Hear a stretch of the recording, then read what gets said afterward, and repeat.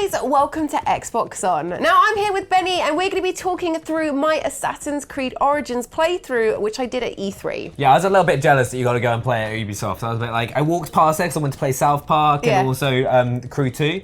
And so I saw Assassin's Creed and I was like, I want to play it. See, I'm jealous of South Park, but I guess one of the things of the job. You can't play everything. You got to compromise. All right, so pretty much what are you getting up to? Right, so this is literally just starting off. So you play the part of Bayek, who is basically what we think is the first ever assassin. Like this is how the Brotherhood started off.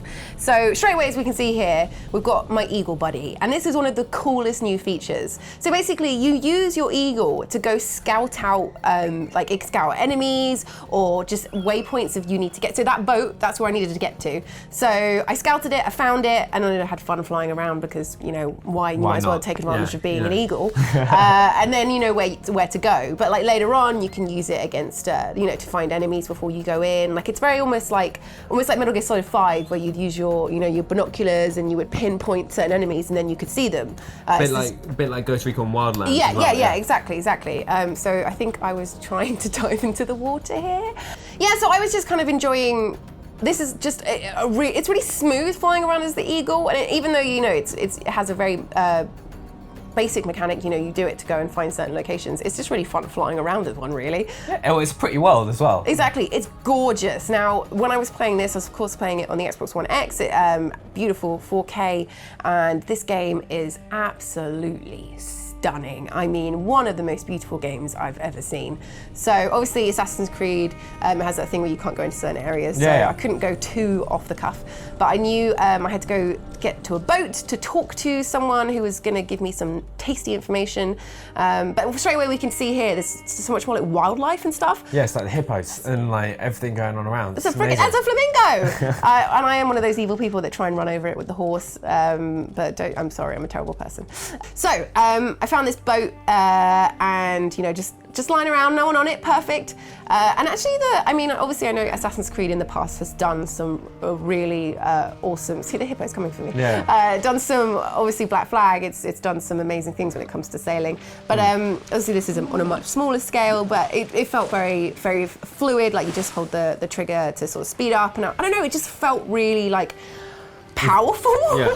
Do you know what I mean? I don't know. Did it feel like natural just to pick up and play with, and kind of as if you know sometimes when you pick up a game, whether it's driving a car or it's kind of riding a horse, it just kind of feels right with the controller. Is that kind of the same sort of feeling that you were getting? Yeah, exactly. Very intuitive and supernatural. And you can actually go, you can go into the water and you can go down and get loot. And in a way, actually, it reminded me. This game kind of reminds me of almost like The Witcher 3 in the way that there is this massive world that you can explore. You can kind of go off and do your own thing. You can, there's loot at the bottom of the water, you can ride on your steed. Like, it does have a very Witcher 3 feel to it.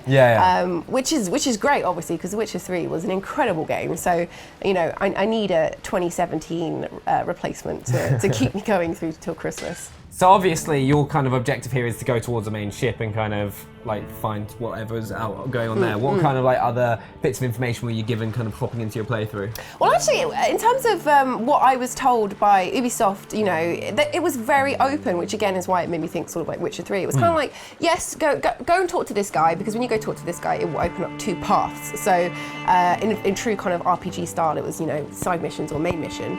This guy almost ran me over, very rude. But once that pathway is open to you, you can kind of just really, look at him, he's determined. He's literally just he's trying to either save you, but quick, get on my boat. You're going to get killed by a hippo or crocodile. It didn't feel like that. He felt vicious. So yeah, went to talk to this guy, and then it opens up to sort of split choices of what you can do. Yeah. Who are you? What do you want? I'm Bayek of Siwa, and I seek information on the crocodile. So who's the crocodile? I don't know. Well, see, I don't know about you, but I have a weird obsession with side quests. Yeah. So when I have a mission, my main mission and a side mission become available to me, I always go for the side mission first. See, that's weird. I've always been one of those players that will kind of go for the main story and kind of progress through the main story, and then I'll go back and do side missions. See, I'm the total opposite. I still, I've put God knows how many hours into Skyrim, and I've only done 2 of the main missions. I get so obsessed with side missions. So I went to talk to this guy about the crocodile, the bad guy, and afterwards, I get given an option, and yeah, I took the side mission option, so I never really found out who the crocodile was. So you didn't have time to do both the main mission and the side mission? We were only given a very short amount of time. I thought I was going to have time to do both, but it actually turned out I did not have enough time. But bear with me, because the side mission I did was still pretty cool.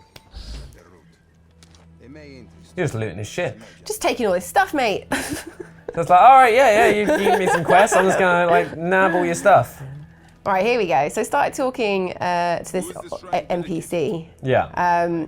And someone is up to naughty no goods, and they've asked me to help them out because the farms are getting burnt down. Yeah. So being the helpful person that I am, helpful assassin, I decided, you know what? Screw the crocodile, I'm gonna go help out those farm people. All right, so leveling up, okay? Yeah. So obviously this is completely new to Assassin's Creed Origins.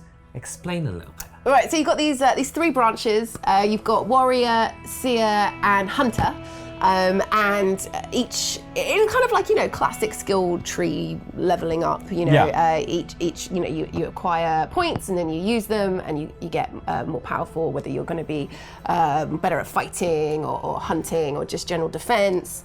So I was going around, I was looking at all the different things, what would be good to do. Like, obviously some of them are already done. Yeah, I could already see like one of them is like you can stay underwater longer, so it's kind of going to be easier to try and find the treasure that's like hidden below the ocean and all that sort of stuff. Exactly, and there's like animal taming and fire bombs, and eventually you get to the master one, which means, you know, it's the most powerful. Like, I'm pretty sure with warrior it makes you a certain percent stronger in everything you do. So I believe though this choice, I took the recommendation of the man who was talking me through what I was doing.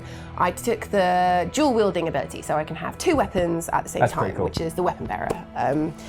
But usually, I don't know about you, I always go for health normally. When I get the skill tree up, I always go, because there's always one which is like 10% extra helps with that kind of margin of error. Just kind of like, you know what, if I'm going to lose in a fight, at least this is going to help save me. Yeah, exactly. But, you know, I had to do what I was told. I mean, I didn't have to, but, you know.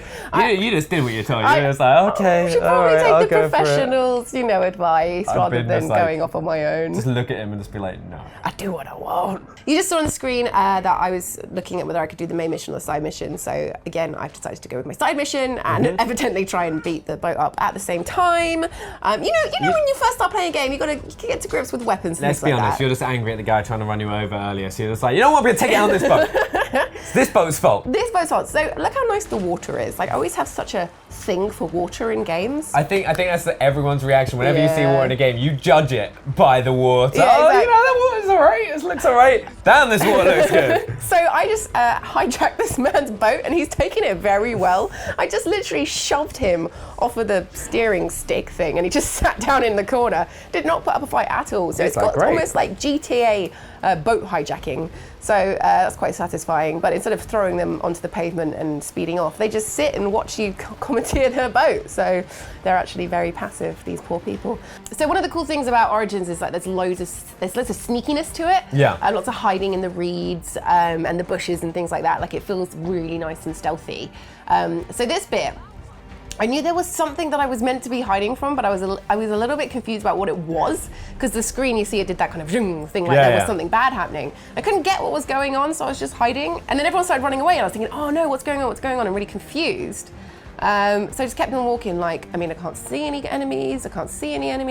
She's running away. Ah! See? And then there's a crocodile that comes out of nowhere. Crocodile was attacking me. I suddenly realised and just legged it. I was like, oh, nope. That cat's quite sneaky though. It's just like it comes out of nowhere. I was like, oh, do I go back and fight it? It's like, nah, man versus crocodile. Just kind of like an idea though, when everyone starts running away. It's like, what's going on? Like, where's everyone getting scared? And suddenly, wow! I was thinking, like, is there a guard who's like seen me somewhere? And then suddenly these massive teeth chomp like 2 centimeters away from my toes. I did jump. I was like, oh my god, crocodile! So yeah, I did the sensible thing and just legged it. But the cool thing here, which I started doing, was I was trying to shoot the flamingos, because I'm obviously a sadist, right? But I couldn't quite get it. I kept missing. So what happens when you try and hit the birds but you can't get it? So again, I'll have another shot.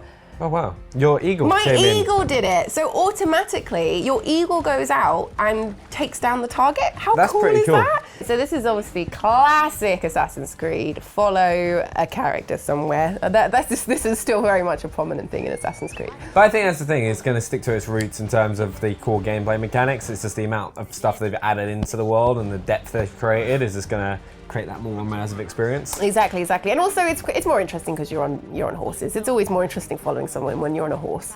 Again, very Witcher 3-esque like. So you can do the thing where you let your horse just follow the path, or you can control it yourself.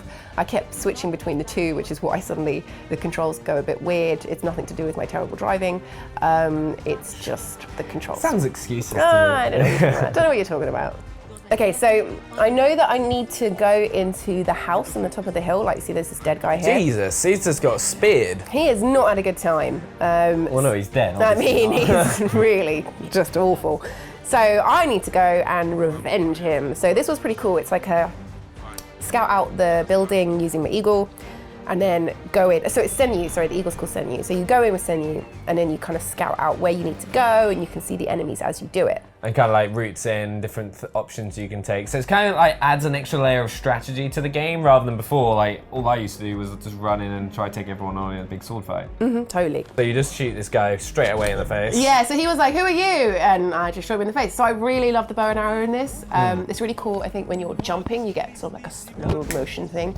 It's very sort of, I don't know, Max Payne, bullet time sort of shooting. So I wanted to do this sneaky. Wanted to do this proper sneaky, so I know I want to go round the back, but then because Senyu's seen the guards, again, like Metal Gear Solid 5, where you sort of mark them, I can see where they are. Yeah, so you don't have to just kind of like be as cautious. Yeah, exactly. So I knew this guy was going to come out, so I thought I'd just wait for him. Put an arrow in it. And put a little cheeky little arrow in him. Oh, come on. There we go. And then there's this guy, and I thought, oh no, but he doesn't matter. He's not bothered. He's just like, as long as you don't hit me, I don't care. So obviously, I wanted to loot him. Oh no, put him in the bushes. Again, very Metal Gear Solid stealthy, hide him somewhere. I mean, that's not the best hiding I've ever done. He's quite clearly still there, but Yeah. I thought it's better than nothing. It's kind of still gives a bit of coverage so you don't get, the alarm doesn't get raised as quickly. Exactly. So again, we've got a classic Assassin's Creed, climbing up buildings, things like that. It feels very smooth and fluid. I think in past Assassin's Creed, they struggled a bit with some of them. Oh, I messed that up so badly. I didn't mean to do that. I meant to jump down. Where the free climbing yeah. could be a little bit like you'd go somewhere and your character would fly off in the other direction, but this feels good. I think it seems pretty cool that it kind of offers different play styles. So if you do want to run in and just kind of start a big fight, you can do that, or you can do what you've done here and kind of be a bit quieter and play it a bit safer and use that stealth that they've kind of put into it. Exactly. Like we obviously would do this so differently. Like I've tried to do it stealth, and I know you probably do a more kind of like run and gun kind of approach. Well, run an arrow probably. Yeah. I just run in and just kind of like be Legolas and just try to take everyone out. Exactly. So it does cater for like. Assassin's Creed technically, sort of typically is like a stealthy thing, but you don't have to play it stealthy if you don't want to. So we're coming up to what was actually probably one of my favourite bits of the game in terms of visually. So you have to head up this sort of dusty trail. To go to the desert, and I just love it when we saw kind of clips of this in the trailer and the gameplay that we saw at E3 in the conference. So when it opens up now and you kind of look over the rolling sand, like it's so pretty and it's so unique. I just think setting it in ancient Egypt like now was just the best idea. It's quite vast as well. Like you kind of you appreciate actually how big it is, and how where it seems that there's nothing for miles and miles and miles. Exactly. Yeah. So I really just enjoyed just riding around here. But yes, another bit we get Senyu to track down the baddies we want to take out. Look at that cool little roll he just did. He's so Corkscrew. feisty. I like his style. The little yellow diamond is the main bad guy we need to kill. Can you not like just shoot him from 100 meters away? Just like bow and arrow, amazing shot. Bish bash bosh before like getting anywhere near. I mean maybe, but I wanted to get up and close and personal to the action. I also wanted to do some combat because I hadn't really done any yet. But at the same time, I wanted to use my arrow more because the arrow was the funnest thing. So this is the main bad guy. Oh wait, actually this is really funny. So I try and kill him. I hit him, he doesn't die. So I hit him again, he falls off. And then just wait. Dead. He just pretty much commits suicide. He's like, Pretty oh no, much. I'm done. So, like, how did you find the combat overall?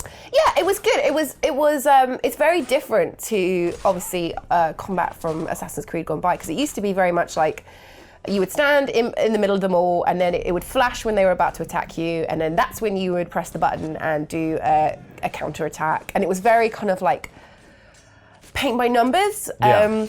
Whereas this is a little bit more chaotic. There's no like sort of moments where you know that's a good time to attack, or it's I like it. It's a bit more sort of wild and crazy, and feels more like an actual fight rather than wild. Like, you know, I've made a joke before in a past video that, you know, Assassin's Creed enemies are the most politest enemies in the world, because they just literally wait in a circle and take their turn to attack you.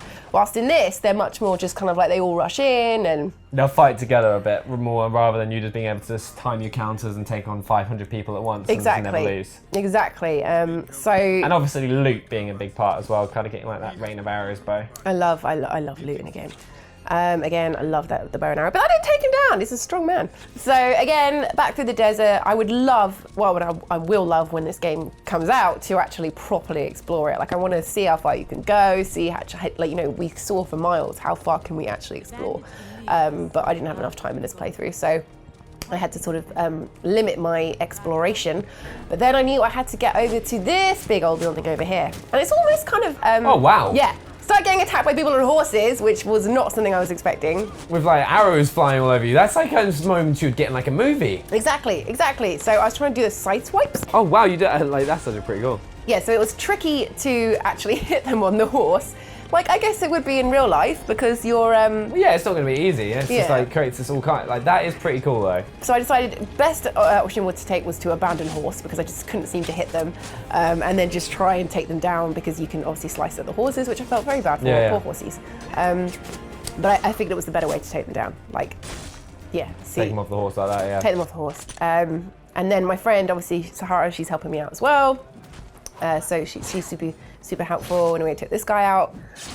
But yeah, it almost feels very kind of like Game of Thronesy, you know, like when Daenerys is in, I can't remember where it is, that's that place in the desert, it always feels like there.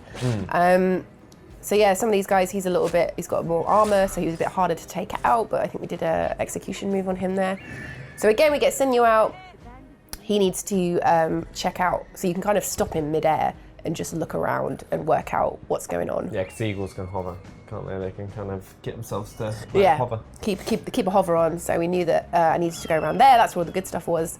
So yeah, so just needed to get into to this building basically. But of course, it's a no-go zone. I'm not supposed to be going in here. So the second I go in, everyone gets very angry at me. It's kind of a normal day. Also, like, did you just fire 5 arrows at a time? Yeah. So this is what we saw in the trailer. The arrows are freaking amazing. So I was trying to take this guy out from the top and be like a total badass, but I just couldn't. Oh, I got him there.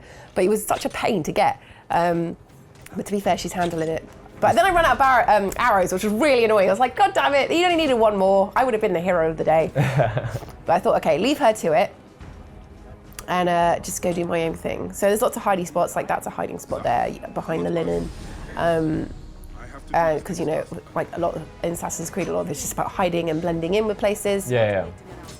So there's actually also a arena mode that you can do where you do fight these kind of people. So with shields and spears and stuff like that, which is just devoted purely to fighting.